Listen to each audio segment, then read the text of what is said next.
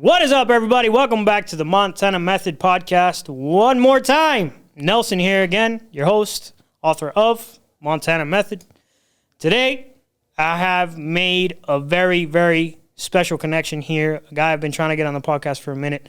Guy who's making moves, personal brand king of Instagram, business mogul, music mogul, many, many talents. We're going to talk about a lot of cool stuff today, what he's been into, how to help grow your personal brand, how he got into the biz, everything coming up. Golden Nuggets coming soon. Stay tuned. I've been out here hustling all my life. Every day we get into it. Really out here in these streets. That's day and night. Like there's nothing to it. When I was going through it, dog, I never got your call. I never asked for nothing, no. But now I want it all. Promise I'ma do it. Came from rags to riches, rags to riches. Came from rags to riches, rags to riches. Came from rags. My brother Barion, what's up, dog? What's up, my guy? I'm gonna have to change my bio. I like personal branding king. It sounds like better than expert. I just used expert, but I like kings, like putting a stamp on it. Yeah. Promoting is a gift of mine, for sure. I'm a good promoter. I might change it. Like D's in the back, like, no, leave it. That's king. No king. Nah, because I actually started liking the word strategist. I like it. Rather than expert, because stuff's always changing. So if I say strategist, that's like, okay, if something changes, we still try and figure it out. We can't be the expert if it just came out yesterday. Exactly. So I started using strategist, but king had a nice ring to it. I like it, yeah. Strategy is super important. And people overlook it, let me tell you. 100%. I have a chapter in my book called Strategy. And strategy is, most people never get anywhere in life because they don't think about the steps it takes to get to where you want to go. You know what I mean? And social media don't help that now at all. Instant gratification, dog. That's the highlight reel. And it's like, bro, like, people are hitting me up now. Like, I have a friend, I just had her on the podcast last week, Jasmine. Blowing it. Shout out to Jazz up in New York. She's a comedian. She's killing it. Her account reach monthly now is like 5 million. Wow. It's crazy. But she's been on social media 7 years. So everybody's like, oh, I follow you. You're, oh, my God. Yeah. My comment on her reel got 5,000 likes. Wow. Like, she's blowing up. That's dope. But it took time. You know what I mean? Like, The thing is like, when people see me out, like, so I've been doing a really good balance of online, offline, just because I feel like I'm a little old school. Super important. I'm in the middle of old school, but understand new school. So for that, it's like people like, man, like, I really like what you're doing and la da da da. And I'm like, yo, this started in 2018. Yep. This branding journey for me. So what you're seeing now is you 5 years behind. There's a lot of work that went into this because I came from the music business, but I couldn't get in the business being beat to the dot, the rapper. Exactly. Because the people in business didn't care about any of that. There's a whole nother level of conversation that they don't care, that I used to tour worldwide and do all of that. They like, nah, that's cute to them. Yes. Like 100%. So it's like, you know what? I got to change everything. So rebranding was the hardest thing I ever done, starting from scratch. And it was just like, man, I'm starting from like, nobody knows Barion McQueen. Like, my Beat to the Dot Facebook was verified from back in the day, right? When it was, no one knew how to get verified. Right? So as I'm going into this new Barion McQueen, you know, I reached out to Facebook and I said, hey, you know, can I change the name, but will I lose my blue check? And they was like, absolutely. And I was like, it's still me. It's still though. me. They was like, the lady literally put, Facebook recognizes B to the Dot as a public figure. No one knows Barion McQueen. Wow. And I said, I got work to do. I got work to do. Yo. And she told me, you can only have one verification for one entity. So it was like, either you going to stick with B to the Dot, or Barion McQueen's never going to be verified because you can't be verified twice. Well, I'm here to say B to the Dot and Barion McQueen is both verified. So hopefully that lady lost her job because she lied. But it was a reality check. Like, yo, you ain't did no work. So you just try and change your Facebook name because B to the Dot did all the work. And Barion McQueen trying to capitalize. Nah, we don't know Barion McQueen. And I took it personal. I was like, you know what? I got to do the work. So now what people see now, this is 5 years of the grunt of what is this thing, personal brand? Who am I to people? How do I want people to remember me? What's my story? So it was just like, I've lived a life. Music makes you live a life quick. Oh, yeah. By 21, I was just like, did it all. So now I'm like, I'm in my 30s. Yeah, I got married because I did all of that stuff already. I'm good. I can have one woman and I'm cool. That's one personality to deal with, one attitude to deal with. My one person that I'm like, cool, and I'm good. But it's best friend vibes, though. But it took me going through a bunch of bad ones to know I had a good one, too. Oh, yeah. So, Yeah. you know. I'm with it, man. You know, hip-hop is very unforgiving. And when I see people able to make that transition, like, you know who is one of my favorite rappers forever, and I don't give a shit if he never drops an album again, 50 Cent. Oh, he's a genius. 50 destroyed rap, owned it, and he was like, I'm going to move on. And he went on to television, and he just became the king of that. Like, and then you have another guy like Gilly. Gilly wasn't all that, but he found his lane with Wallow. Yeah. I love that, man. I just put a picture up of me and Gilly not long ago. Oh, dope. Because I'm from Delaware originally. Okay. So Philly was so close that when I was doing music, I was so cool with all the Philly artists. Shout out to Tone Trump, Gilly the Kid, Meek Mill, Joey Jihad, all of these guys. We used to all run in this same circle of like the tri-state area. So if you was in Delaware, you probably performed in Philly, you probably performed in New York because everything was so close. Right. It's just like right over the bridge. So I put this picture up. I'm like, man, we've known Gilly this long. And that transition is really hard. Super. Everybody can't do it, right? Gilly did a good job with it. Nori did a good job with it. Nori did with Drink Champs. He's phenomenal. Phenomenal, man. That's it. I love that. When someone's able to make that transition, because most people don't want to accept that you can be good at many things, but you can only be outstanding at one. You can't chase 5 rabbits and catch one. Yeah. You can only chase 1 rabbit and catch it. Yeah. You know what I mean? I think what podcasting has done for the entertainment industry is kind of like the similarity of when sports athletes retire and they go into sports commentary.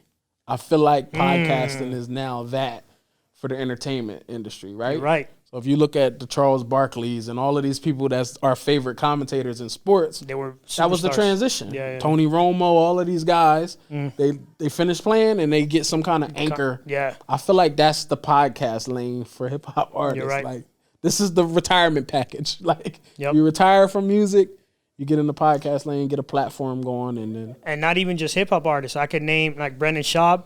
Oh yeah, 100%. Killing it in the podcast game. You know, you get a bunch of comedians. It goes on and on. It's so many different people who just in their industry they weren't the best, quote unquote, and then they shifted into podcasting or doing something different, and they killed it. Yeah, like even my favorite podcast is all by rappers, right? Joe Budden's podcast, Drink Champs, $1 million worth of game. I even like the new one with Math Hoffa and them. They got one in the like barbershop. But it's like up and coming, but it's fire. Right. But for me, I actually never wanted the podcast. Interesting. Never wanted the podcast. The problem was I was a guest on other people's podcasts a lot. And when I would leave, they would say, man, that was a really good interview. You ever thought about hosting? And I'm like, And they was like, yeah, you should be my co-host. And in my mind, I'm like, never am I going to blow up somebody else's shit before I try it. Straight up, right? For myself. So I was like, no. So I turned down like 10 people to be their co-host. And I'm like, but I had marketing experience. So I'm like, was they really approaching me from a standpoint of, oh, he's so great, or the stuff that I come with? Like, oh, man, I know if he fucking a co-host, he going to blow this shit up, or he going to put it in front of his audience or whatever. And I was just like, nah, I can't do it. Even for my marketing company, people ask me, hey, can we pay your marketing company to pretty much run our podcast, like help with the marketing, run the ads. And I'm like, no, because I don't understand it. So until I do it for me, I can't take your money. I got to get into it and then figure it out for me first. And then I can say, all right, we got this figured out. I could probably help now. So I'm always my first case study for any business I've ever Which done. is important. I'm always the first case study. I think it's hilarious when someone tries to teach you something. It's like, you've never done that. How are you going to teach me how to do it? That's the whole internet. We're in I call it the age of the guru.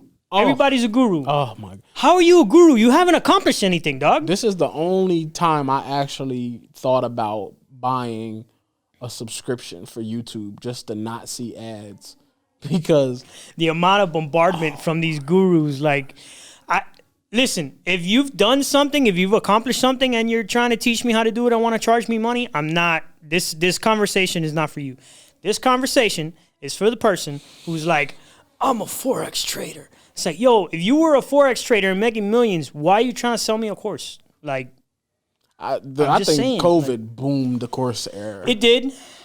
And don't get me wrong, there's companies like Masterclass where the value is there, bro. Yeah. Like, there's some online courses where, yo, get that. I'm a writer. You know, my book. I took that Stranger Things Duffer Brothers course on Masterclass. That's the best $180 I've ever invested in myself. Yes. Timbo's on there teaching beat making. Nas is on there teaching writing songs. Alicia Keys. Like, I would never have access to these people if not for Masterclass. So don't get me wrong. If you want to learn something, there's places you can go to learn them. I'm just saying, if you don't know how to do this, or you're not an expert at this, become someone who's knowledgeable, accomplish something, and then teach it. You know what I mean? Yeah, like for me, before I got into marketing, like, I don't think people understood Google used to give out free classes on how to be Google certified. I didn't even know that. So when I started my marketing agency, I wanted a Google Analytics certification. And then Google, after I got that, they like, oh, we got all of these other certifications. Well, there's no bigger search engine than Google that's offering you free classes on how to use. So when I would go to pitch myself to clients, I'm like, hey, I don't know who your marketing company was prior, you know what I mean, you called us, but are they Google certified? And you what is that? You get a certification and you got to update it every 2 years. It's like a real estate license because it changes. That's crazy. So I got the Google Analytics course. I started doing Google Search Console, SEO keywords, all of this because I just wanted to be, they started calling me the anti-marketing marketer because I felt for a really long time the word marketing was cringy to people because everybody had bad experiences. It still is a little bit. Right? Right. So for me, I wanted to pull back the curtain on all of these marketing agencies that were making millions and millions of dollars, but never actually providing any value to businesses. 100%. So when I was working for a company, I asked the owner, I said, hey, you mind showing me the numbers of the marketing company? This marketing company was making $12,000 a month off just this one client. So I looked at the numbers. They was only spending $2,000 on ads, and they was pocketing $10,000 every month for 3 years. That's crazy. And he was just one of their clients.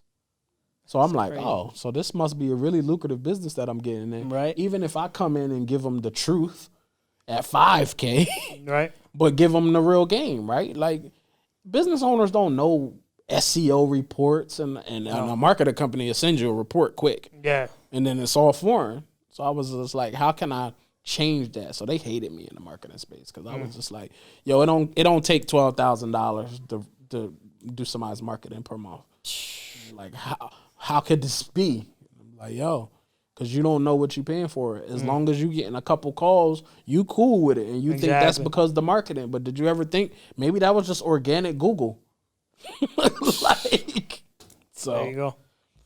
So I'm old school. I come from boots on the ground marketing. Like, every client, and the last company I was a part of, I grew it to 4,000 clients over 4 years. And I would dare to say 85% to 90% of the clients were word of mouth. Like, I was that guy. Wow. So when people were trying to charge me for marketing, I was like, charge me for what? You're going to charge me for what I do myself? Yeah. Like, it didn't make any sense to me. Now Yeah. that I'm on the social media side and I'm building a personal brand, Yeah. and I understand the power of digital marketing, Yeah. I wouldn't have gotten 4,000 in 4 years. I would have gotten 40,000 in 4 years had I known the power of digital marketing and the brand, right? So now that I've understood both sides, I completely understand where you're coming from. Like, there's such a power in this. That's why people are willing to pay that kind of money, because the access it gives you access to the world. Yeah. You have it at your fingertips. You could reach a customer across the country anywhere. And that's the thing that I don't understand about people being broke. There's never been more opportunity to make money fast with very little barrier to entry, very little skill. Like, most people that used to make money back in the day, they was talented for something. You had to have a talent, a skill set. Yep. Now it's the Wild Wild West. 100%. You can just do some stupid shit on TikTok and it'll blow change up. your life. I always say you're one video away today. You're one move away today from totally changing your life. 100%. One. So it's like, I can't understand. It's almost making me look at homeless people different now. It's how bad it's getting. That's crazy. Like, and man, some homeless people got cell phones. bro, I seen a homeless person.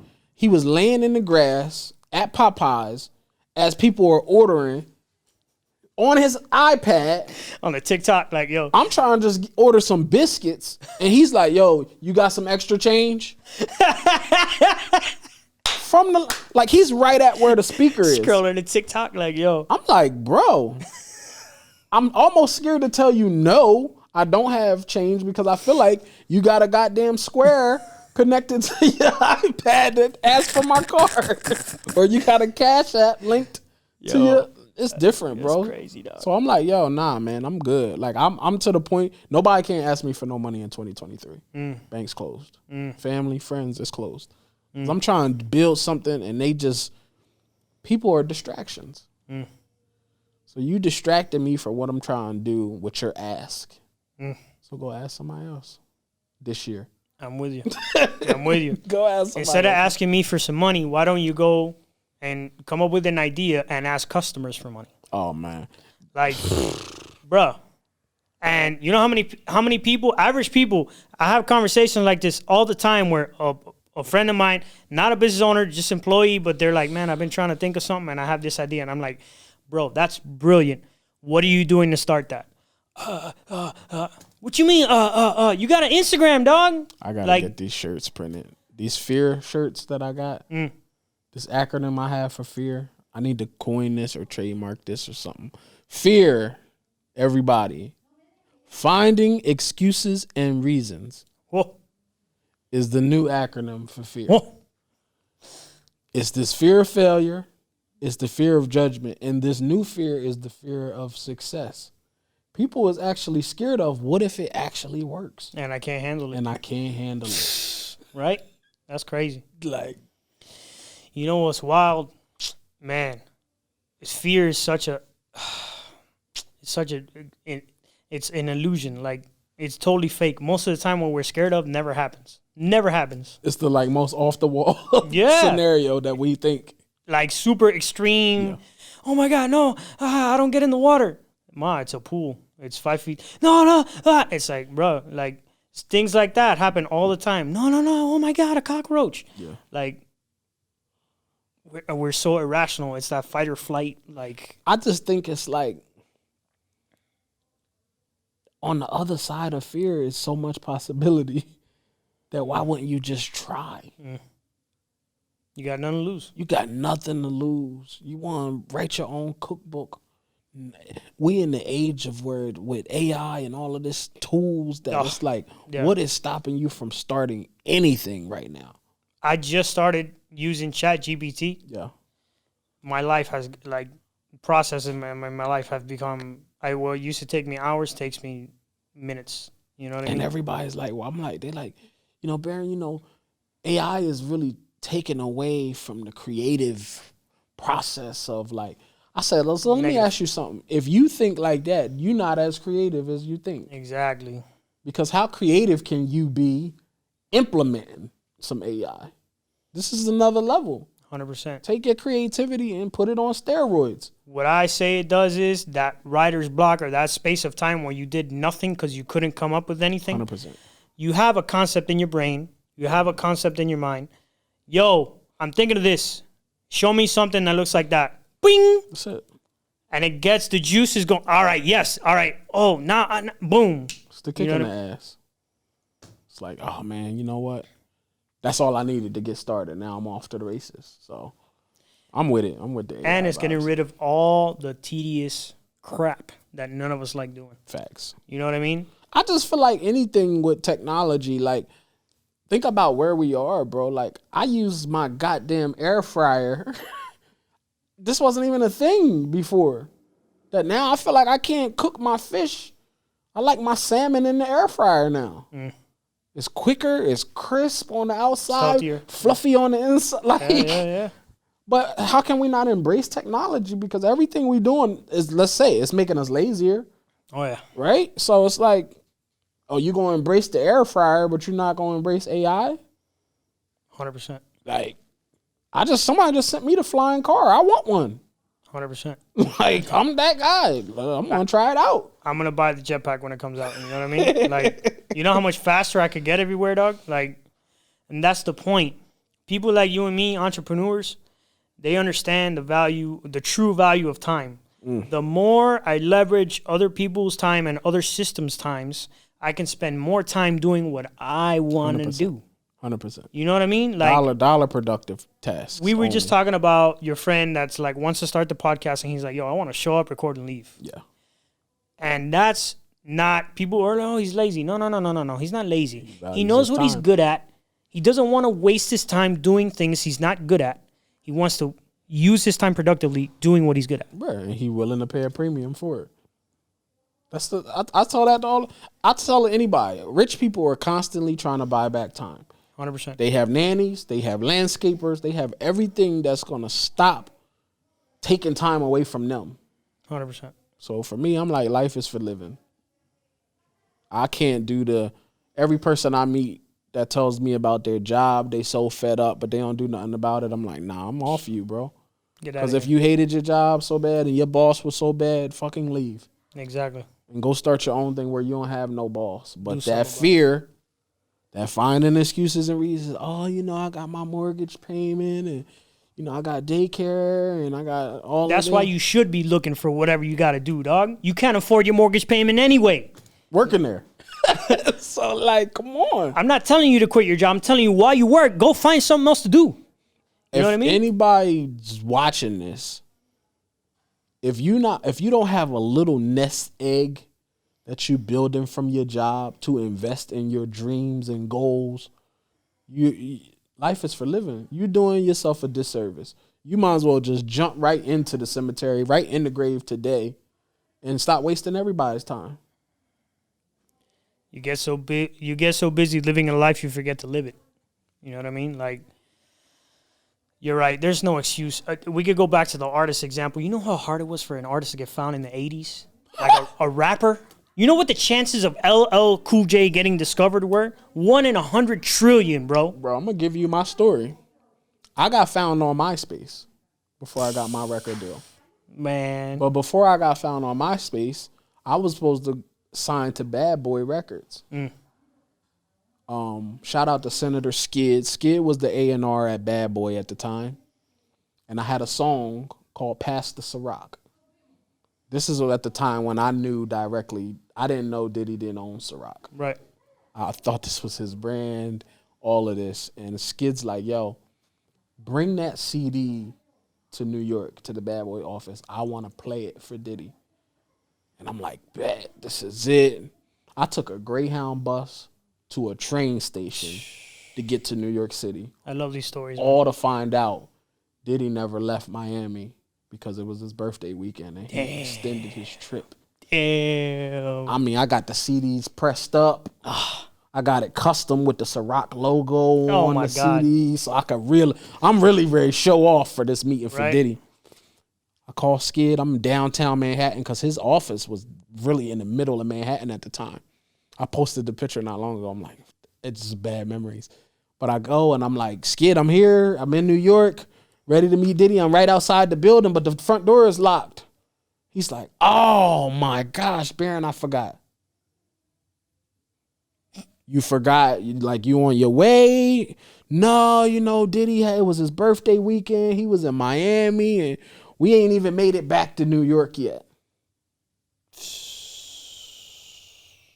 What? I took a Greyhound to the train station. I went to Staples and had this poor old lady making a custom CD cover with the Ciroc logo, and the door's not even open for me to just leave it with somebody or pass crazy, it. Dog. And he was like, come back next week. Bro. No, it's not come back next week. Where's he at? Where's Diddy? He's like, oh, man, you know how it is. No, I'm from the streets. I don't know how it is. Your word means everything. Yeah, man. So I was like, you know what? I had my homie E. Luke with me, man, and we just stayed in New York, fucking going to all the stores, going to the M&M store, just enjoying New York, you know what I mean? And I got back that day, and I Googled the company Ciroc. And I found out he wasn't the owner of Ciroc. So I reached out to Ciroc directly and said, hey, I'm an up-and-coming artist. I'm working on my own tour called the Ciroc Life Tour. I would love if you guys can lend some kind of partnership, anything. They said, oh, Barion, we love that idea. Send us your show schedule, and we'll have a Ciroc representative doing tastings at every show. And then I became sponsored by Ciroc for my own tour, self-funded, my own promo van. And I'm just like, man. And all I did, bro, is went on Ciroc.com, looked in the privacy notes, and there was an email. And bro, that was it. I need to make, I could do a whole podcast about this. The power of the DM, bro. The power of the DM. You know how many podcast guests I have had on this show just because I was like, I don't give a shit if they don't answer. I'm going to DM them. And guess what? I lose nothing if they don't answer, and I got everything to gain. But people got a fear of rejection. People can't handle that rejection. You know the caliber of guests I've had on this show, 100%. And I'm about to have on this show. 100%. Because of a simple, hey, what's up, man? Listen, I've been doing a podcast for a year. Here's a clip. Let me know when you can pass by and we can record an episode.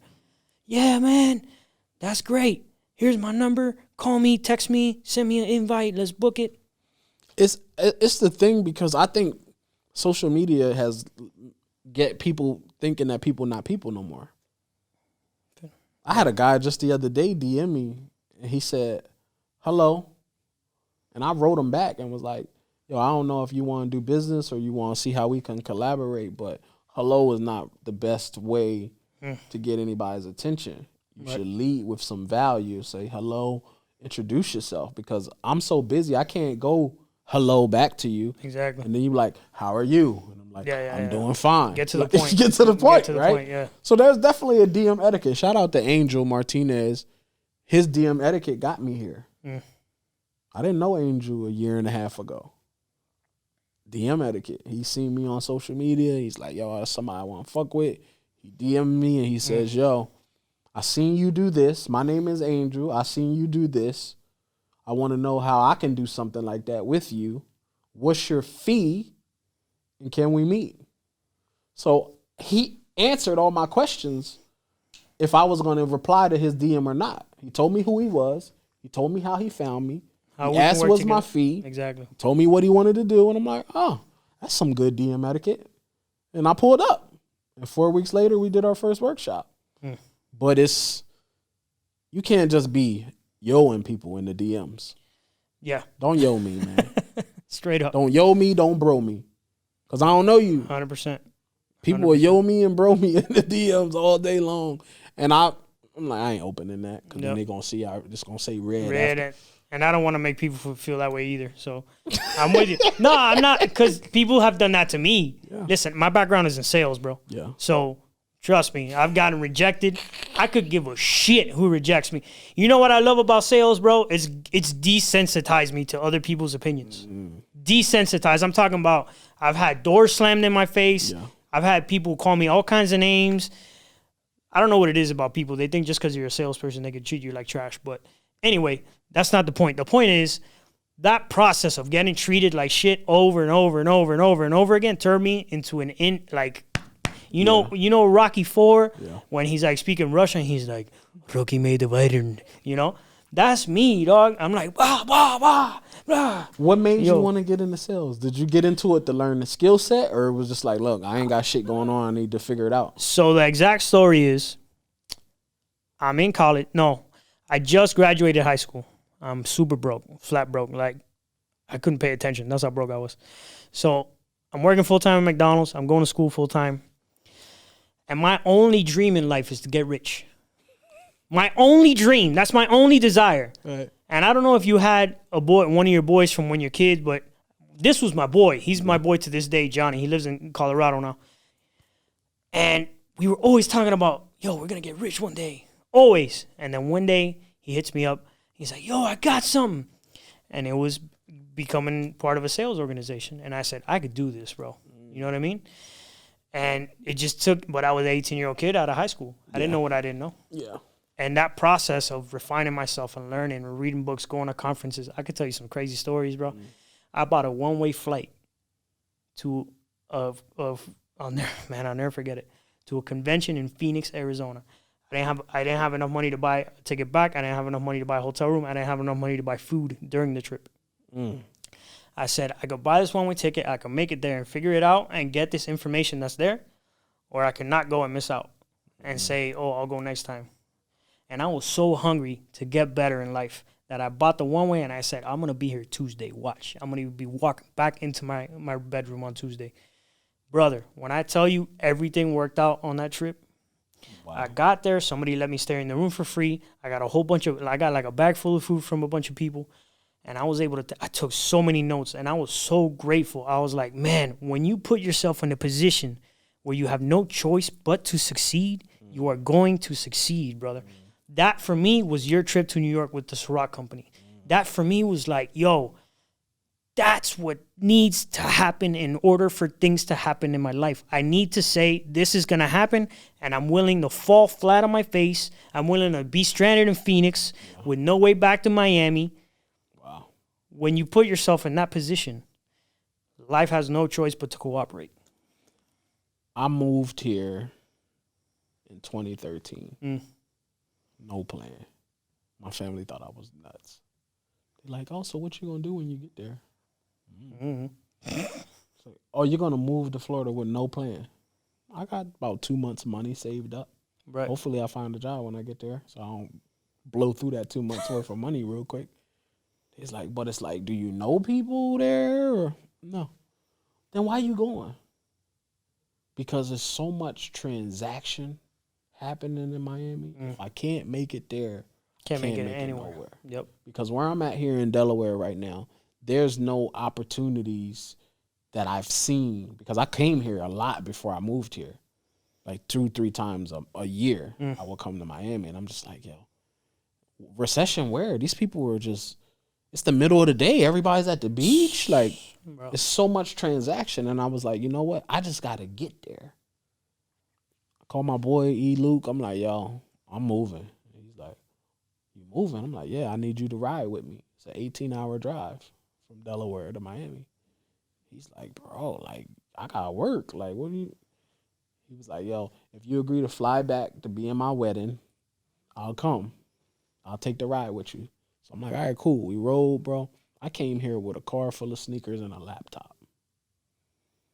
And I'm just like, when I look at everything that's been able to happen, I probably couldn't have started all of these businesses here that I did back home because I was comfortable back home. It was stagnant. It was just like no opportunities. And I was just like, yo, I had to get out the comfort zone aspect because I was just like, I wasn't living life. I was going to a job that I hated, just going through the process. And I was fed up one day. And I was just like, you know what? If it don't work, what's the worst could happen? I'm going to have to go back. But I never plan on going back. I moved out of my mom's house at 17. Yeah, same here. And it's like, I damn sure in my 20s not moving back home because I failed trying to make it in Miami. Yep. So, bro, I came here. One of my guys was like, yo, you know, you used to do security at Kmart at nights. Why don't you, we sent your stuff to Kmart in Florida. So at least as you're trying to find a job, at least you got a little part-time or something where you can get some money. I'm like, oh, perfect. Because, man, I don't know what I was going to do. I go to this Kmart. I'm like, hey, you know, I'm here for the loss prevention job. He's like, we ain't know you was coming. We don't got no position. We filled that position 2 weeks ago. Damn. I'm like, damn. I'm like, really? He's like, yeah. I wish we would have known because we just hired somebody that we got to train and we could have just threw you right in. And I'm like, damn. He was like, but let me call another Kmart store and see if maybe they got something for you. I'm like, fuck, I ain't got no bread. Like my mindset was still messed up, bro. I had 2 months of money saved up to supposed to just pay my bills, bro. I was still getting the new Jordan releases and my mindset was fucked up still. Priorities. Yeah, it was still fucked up. And this guy's like, I called this Lake Park location and they said they could offer you 20 hours a week. And I was like, yo, I'll take it. I ain't got shit going on, bro. That first check was like $70. Hey. And I looked at my wife, she was just my girl at the time. I'm like, yo, got my first paycheck. She's like, let me see. She's like, oh, $77. I was like, yeah, man. Put that in the account. Like, she like, okay, that'll get milk and eggs. Like, but bro, it was just like I didn't know what I was gonna do when I moved here. I ain't know nobody. And then it was so bad. I was living in West Palm Beach at the time. It was so bad. I used to go to the library to use the computer because I didn't have no internet at the place the apartment that I had. But they used to charge me for parking downtown West Palm Beach. So the money was just going so fast, bro. And this lady's like, hey, sir, what do you be doing when you come here every day? I'm like, I'm looking for a job. Are y'all hiring here? But I used to go monster.com, snag a job, Indeed. I was everywhere. And she's like, Barion, you know, I'm going to share something with you, and I hope this helps. There's a library about 2 miles down the road, and they have their own parking lot. You don't have to pay for parking. Wow. So as much as we like seeing you here, but I know your situation. Try that library and save yourself $10 a day. Thank you, librarian. For parking. And I'm like, damn. And the first day I went to that library, I seen a job on Craigslist. It was for a permit runner. And I'm like, oh, I could do that. I could drop a permit off at the county. Right. And they was paying $20 an hour. I'm like, oh, about to be rich in South Florida off this $20. And that guy called me. I literally sent the email, and the guy called me within like 10 minutes. That I had to step out of the library to take the call. He's like, yo, can you come in tomorrow for an interview? I'm like, oh, thank God I got a job. And I did that, bro, for like 6 years. I was in the window business, just worked my way up. I started at like maybe $28,000 a year, and I think I capped at like $60,000. And after that, I'm like, once they told me you can't make more than $60,000, I'm like, what else? That's for the rest of my life? And they're like, well, you can go sell more windows, and then you can. I'm like, I'm out. And I've been working for myself ever since. I can't do it, bro. Because it's just like, you can't put no glass ceiling on me at $60,000 a year. That was literally $900 a week after taxes. Right. I can't live like that for the rest of my life. Like, there's no growth opportunities. I'm at the top. Nah, I got to roll. And I just been on my own since, so. Those pivotal moments, man, I noticed everybody that is on track to get into that goal and achieving that dream, everybody has those pivotal moments where everything changed and everything started lining up for them. Yeah. And it was always in the worst circumstances. That's a fact. Absolute worst circumstances.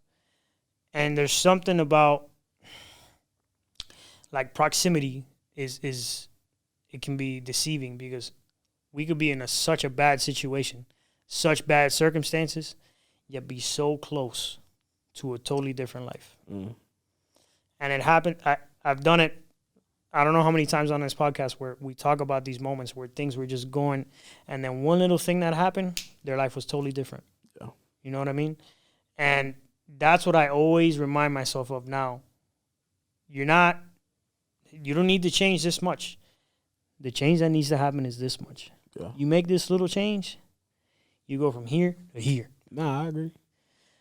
The key is identifying that change. Now that I'm conscious of it, I'm always looking for it. Before, it was just like figuring it out, and life kind of just had to land my way, and I was like, whoa. Now it's like, all right, let's identify these changes. You know what I mean? And like, I'll give you a great example. When you swing a golf club, right? You hit it a certain way, you're going to get a hole-in-one. You move it 1 millimeter, it's going to land in the pond. Rocket ship takes off. You got to aim it at a certain angle, it's going to hit the moon. You move it 1 degree, it's going to land in Mars. There's a guy, he's a plastic surgeon. He worked out the formula to make everybody gorgeous. If there's a certain distance between your nose and your lip, you're gorgeous. 1 millimeter longer, you're normal. 2 millimeters longer, you're butt ugly. The difference between the life you have right now and the most outstanding life you could have ever imagined is this. Once we make these adjustments, everything changes. So you could go from Flavor Flav to Kardashian, just just from blop. For me, it was just like, the thing that changed me in this whole personal branding experience, I had a friend that was working at the W, and he was just the front desk guy. Rich people come in, he grabbed their bags, set them up. He was so smart, he started his own concierge company behind W's back. Hopefully he don't work there no more. Behind the W's back, but he would tell these high value clients, hey, I'm your concierge. If you come into town and you don't want to stay at the W, I can get you a nice car, a nice penthouse, or a place to stay, and I can do the whole experience for you and make sure you set up every time you come to Miami. So he's like, yo, Barion, they're having this thing that I keep hearing at the W. It's called the Millionaires Brunch. I want to get you on the list. And I'm like, not a millionaire, bro. He's like, nah, but I know if I get you in the room, that's all you need is just to get in the room.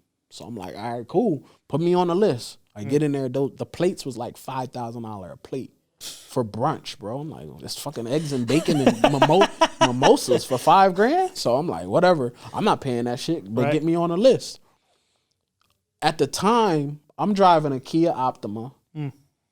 Love my Kia. If I didn't get the Tesla, I probably still would have my Kia. I loved my Kia. That's what I drove here with, right? So I pull up. It's valet at the W, and I'm like, oh, I'm coming up to the Millionaires Brunch with the Kia Optima. Everybody's fucking McLarens and Bentleys, Rolls Royces pulling up, and I'm like, fuck. Here we go. I'm about to park somewhere else and walk up. And they like, so I pull up in the valet. This guy comes behind me with the exact same Kia in black. And I get out the car. He's like, yo, don't you like that thing? And I'm like, man, I love my Kia. He's like, what do you do? I was like, oh, Barion, I'm in the marketing and stuff like that. I'm like, what do you do? He's like, oh, man, I invented a gear for airplane wheels. I'm like, what room am I in? That's like... But that was our connection, was the Kia Optima, right? Right. So I'm like, so why you drive a Kia Optima? He's like, oh, that's my daughter's car. My wife took my car and I couldn't be late. So I just took my daughter's keys so I wouldn't be late. And I'm like, oh, this is daughter's car. This is my good car. And I'm like, you know what I mean? Like, this is daughter's car. Daughter's car. But that was our connection. Right. So when I get into the Millionaires Brunch, now I know somebody. And this guy's making introductions. Hey, this is Barion and such and such. And when I was leaving the Millionaires Brunch, he asked me for my Instagram. And I could not show him beat to the dot. November 18th, 2018 was the day I created Barion McQueen on Instagram.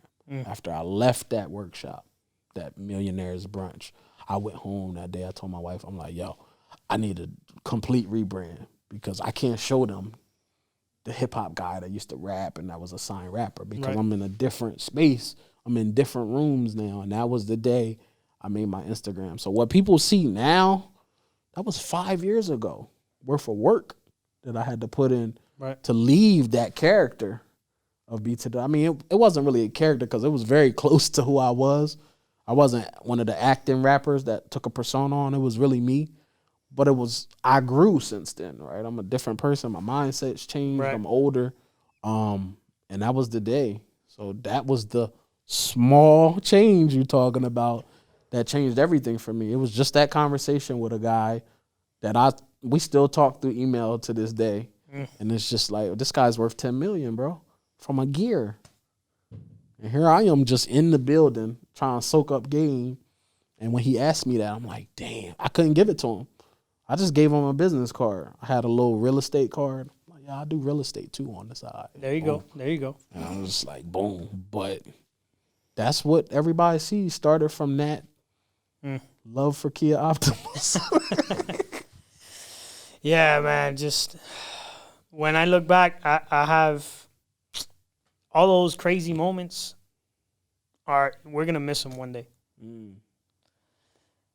It feels like it's the worst, and oh my God, shut up. There's 10 million people doing worse than you right now, and you're gonna miss this one day. One day you're gonna be sitting on a balcony in a penthouse in like Dubai or something crazy. Indonesia, but go ahead. Right. And you're going to be celebrating something big, smoking a cigar. You just landed a big deal. You just sold your company for $500 million. Crazy. Just think big, right?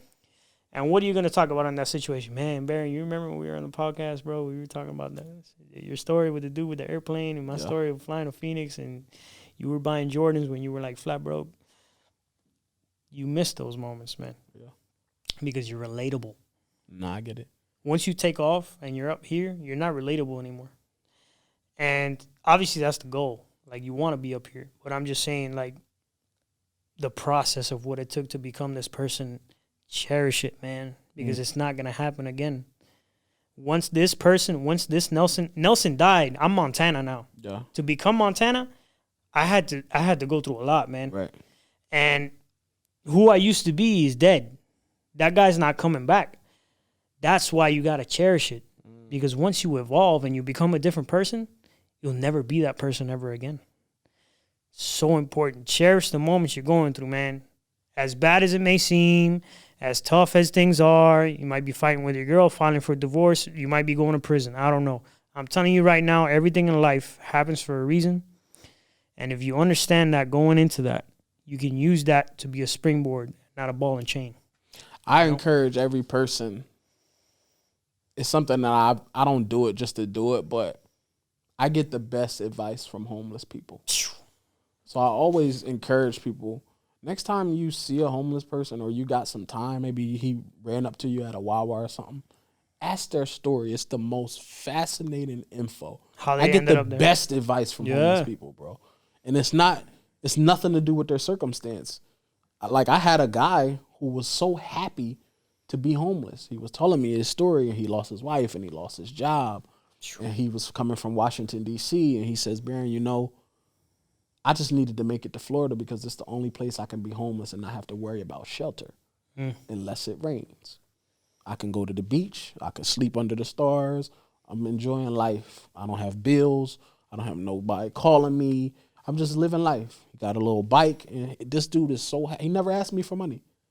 But the stories that I'm hearing, I'm just like, man, this guy got it all figured out. Here I am. I got whole mortgage to pay for. I got a Benz. I got a Tesla. I'm like, and this guy just happy as can be, just enjoying life. And I'm like, yo, it's just perspective. Like, so I'm always appreciative of the things I had because I know I came here with just a car full of sneakers, bro. So when I'm just sitting home sometimes and I'm just like looking at all the stuff in my house, I'm like, man, I didn't have nothing. I didn't even have furniture when I first moved here. So I've become a lot more appreciative of the small things. Let me tell you, I've been around some people who have done like 5, 10, 15 years in jail, in prison, hard time. And having a conversation with those kind of people, it puts life in perspective, man. And when you lose a decade of your life and you have no choice but to sit there and think about who you are as a person for 10 years, everything shifts into perspective for you. I get it. That's why you see a lot of these stories written and movies about these dudes that went to prison because you're away from technology, you're away from society, you're away from other people's opinions, you're away from all this stuff, and you have nothing there but yourself, you and your thoughts. Your imagination comes back into play, right? Because, like, you don't have anything to influence you. It's just you and your mind. And similar to what you said about homeless people, when I've spoken to people who have done that much time, something about them when they tell me these stories of how they ended up there and how what they did while they were there and these experiences and the people they met and the conversations they had, like, it's like, wow. Yeah. Like goes back to what I said, like, prison might be the best thing that ever happened to that guy.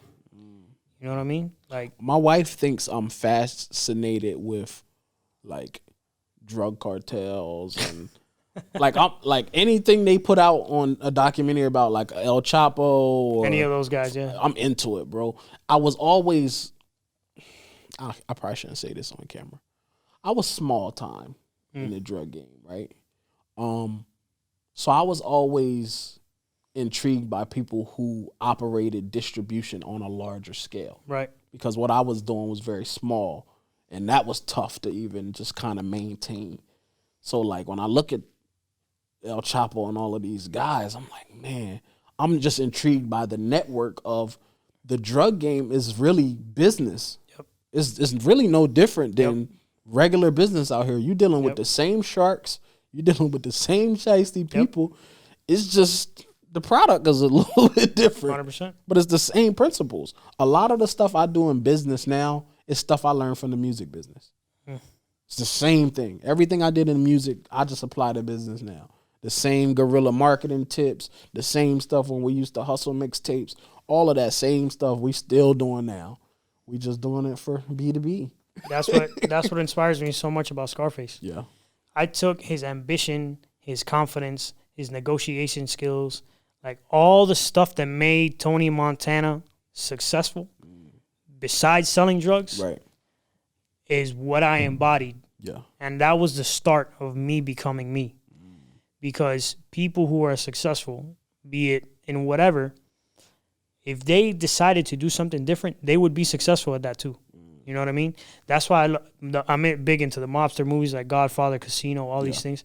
You see these people who made so much money in that, and it's like, you guys don't understand. I don't watch this. Yeah, it's cool because it's a gangster movie. Yeah. Obviously, there's the attitude of I do whatever I want, and you kind of want to be that boss guy.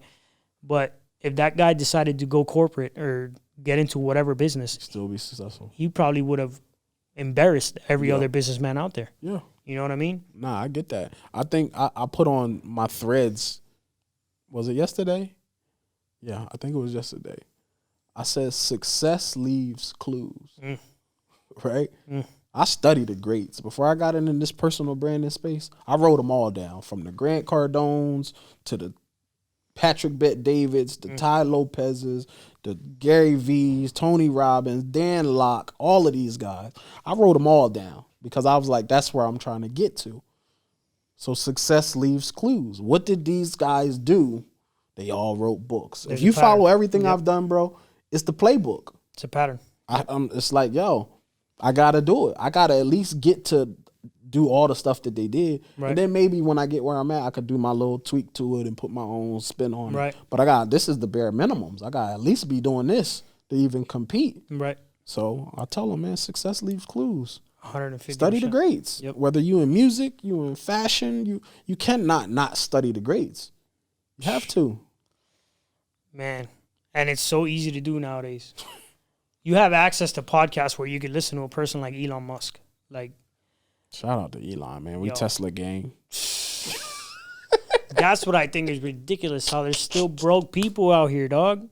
I don't care what you love. You could be a photographer. You could be a rapper. You could be a business, want to be a business person, an actress, a barber. I don't care what you want to do. You literally have access at your fingertips to whoever you want to listen to.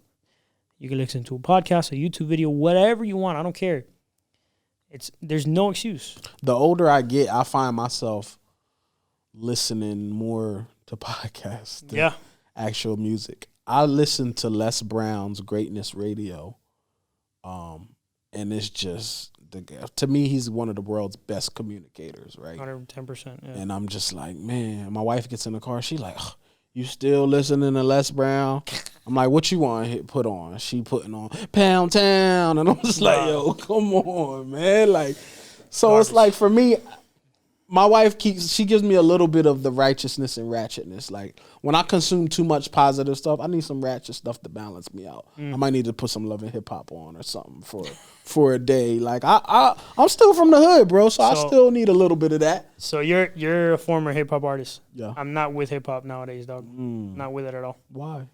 Because first off, you're stupid enough to go and kill somebody, and then you're gonna say it on a song, and then Incriminating. when you get jumped on, like Alphabet Boys come through, bop, bop, bop. Yeah. Oh, They tell real quick. So, and then aside from that, it's an epidemic at this point of how hip hop artists get killed. They're not even famous, like just regular local artists. Like, when is enough enough? Like, the music industry is a tough one because I've been on both sides of this music thing, right? As a signed artist to Epic Records when I was 18 and then signed again with Universal at 21. The music industry has not figured out this new space of music, right? With this whole streaming thing. I tell people the music business is not designed for you to win right now. If you're an artist looking to get in music, the music business is not designed for you to win because you're a high risk investment. If you're a female artist and a record label signs you, the minute you get pregnant, they lost money, right? If you're a hip hop artist and they sign you, you cannot request $1 million because you have no leverage. So the music, nobody's first record deal was a good one. right. Just a year ago, Rick Ross became a free agent. He put out 10 albums That's crazy. to where now he Crazy. can negotiate. Yeah. Yeah, exactly. And half of these people ain't Rick Ross. So his first deal wasn't the best deal, but he did the work. And now he can go to any record label he want and ask for whatever he want because he did the work. But he's the exception to the rule, right? Where he's outgrown that to a certain extent. You know what I mean? Oh, 100%. Like, what I'm talking about is a successful young rapper like Pop Smoke ends up dead. Juice WRLD, this guy. And then if we talk about Spanish music, the Puerto Ricans, it's happening so much. Like, these people who have the world in front of them. And it's like, and then on top of this, I'm just like you. I'm very careful about what I put in my mind. I don't listen to this stuff that's coming out now. I listen to a podcast. I listen to something positive. Going back to Les Brown, it's not over until I win. Facts. Classic speech, and I listen to that every few months, at least. Yeah. Because your programming, man, where you're putting in your mind. So what I say is, how do you expect your life to turn out great if all you're putting in your mind is garbage? Well, I mean, You know if what I you mean? look at, I can't even blame just the young people. Like, I think a lot of people spoke death into their life, from Tupac to Big. Like this ain't nothing new. It's not, This but it's is gotten just- worse though. Oh, this is on steroids Yeah, now. yeah. This is just at this is another crazy. level. I think, I feel like the young generation of music artists, I feel like it's cool to not be normal. So they try to go so extreme to stand out. And it's usually to their detriment, if that makes sense. If you look at talk to a new artist about an old artist. Oh man, that nigga washed up, he old. They calling Jay-Z terrible. Like, they comparing, they like, yo, who your favorite rapper? They like, oh no, we pick Future over Jay-Z any day. And it's like, yo. I'm not even. But that's their opinion, right? Think about us now, the music we listen to compared to, like, my mom and them listen to, like, the Shy Lights or, like, the Temptations, classic music. Record labels not even making artists to be timeless anymore. We'll never get another Whitney Houston. We'll never get another Michael Jackson. Those people was timeless because it was a talent associated with being great. You went back and you studied the greats, right? Oh yeah.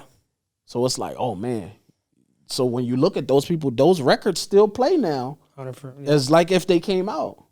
But I can't tell you who the newest thing was last year, right? The record labels ain't. I've been consulting for Def Jam. They ain't looking for talent no more. They looking for audiences. So if you have eyeballs on whatever you do, that's why in the year 2023, you will have more models turn musicians than any other year, this year and next year. You already see it happening. Because if you got an audience, we can make you sing. We'll put the right record with you, put you with the right producer, put you with the right songwriter, the right little auto-tune, and you good. You out of here. Because they want eyeballs. It's not about talent. Yep. How can I make my money back from investing in you faster? Cool. She cute, got her body right. She can hold a little note. Let's put her with somebody, put the record out, and we made our money back off one record. And pay her 1/100th of a penny. 1/100th of a penny for her streams. streams. And she's like, oh, man, I got to start OnlyFans. So, Yeah, pretty much. It's crazy. Barion, this has been great. I appreciate your time. Oh, man, this is easy, man. We could do 3 of these. Easy. All right, I like it. I got to get an easy button. Easy. There you go. So typically I end on my podcast the same way. I just asked 3 questions. So question number 1, what inspires Barion McQueen? Ooh. I tell people I've made a lot of money. But when I look back at what my legacy is, I want to be able to calculate how many people I helped. So my success should be measured by lives that I've affected or touched. Like D. People from the Save the Creators, my nonprofit organization. Because it's like, yeah, I made money, but who did I help? So when I die, now it's going to be little pieces of Barion all over the world because I've touched so many people. So for me, that's what I'm looking at. Service to many leads to greatness. There you go. That's a big reason why I'm doing all this, because like you, I have so much life experience that I feel like I'm doing a disservice to humanity if I don't put it out there. Facts. Because I know there's somebody out there going through the same exact situation I went through 10 years ago, 5 years ago, 7 years ago. And if they just managed to listen to my podcast or read my book or catch me in a seminar or whatever, Right. that's going to save them the 5 or 7 or 10 years that it took me. 100%. You know what I mean? So service to many leads to greatness. I'm with it. And when you get those DMs like, yo, I needed that. Thank you for that reel. Thanks for that. That's what matters. I'll just screenshot them. I got an archive in my phone of just... That's awesome, man. And I'm so grateful that they be like, really? I'm like, yo, you don't know what that did for me today. I was having a really shitty day. And you just blessed me saying something that I did that helped you. 110%. And you turned my day around.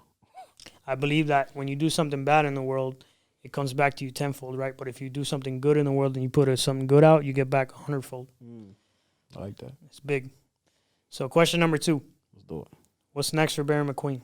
I'm going to be retired, butt naked on the beach in Indonesia, drinking Johnny Walker Black. Nah, I mean, for me, no, real talk though, I'm exhausted. I can't even lie. I'm tired. So these next couple of years is me setting up what a more life is for living vibe for myself. We made a lot of money. We did a lot of great things, but I want to enjoy life more. I want to travel more. So I'm prepping to be a permanent retiree. That's the goal, bro. And I'm giving myself 2 years to where I'm just you ain't gonna know where I'm gonna be. Barion, hey, where are you? I'm in Bali this week. I'm going to Italy next week. That's it. I don't feel I've earned it yet. I got a whole new season of work ahead of me. So it's interesting how we're meeting each other, crossing paths. like I'm on the way out. Yeah, and I'm about to come right back in, dog. Like yeah. I have so much work ahead of me. Yeah. My goal by the end of the year is to have five figures in just YouTube subscribers. That's not even including the business ventures, writing a comic book, writing the 2nd and 3rd book. So, but I'm excited for it. You know what I mean? I don't feel exhausted at all. If anything, the amount of work I had ahead of me, it's motivating me. Like, yeah, let's go, dog. You know? So that's interesting how you and I are like, you know? I'm exhausted, bro. I got bags under my eyes, bro. You got to think, bro, this is 20 years of not sleeping. I don't sleep more than 4 hours. My body's just not programmed. I've tried to sleep more than 4 hours. But when I used to be in the music business, so I used to literally be in the studio till 4 or 5 in the morning and had to be to work at 6. So my body's just been so conditioned that I think this is normal until I get around people and they like, my sister always told me, Barion, you're a unicorn running amongst horses and you think everybody should be unicorns. And I'm like, what are you talking about? She's like, you're not normal, but you have this high expectation that when you talk to people, you think you're the norm And you're not. You're a unicorn. I'm so high output that when people don't catch up with me, I think they're incompetent. That's me. I'm like, nah, you fucking lazy. No, that's us. There you go. Unicorns running amongst horses. And I have to catch myself saying, Nelson, yes, not everybody's built like you.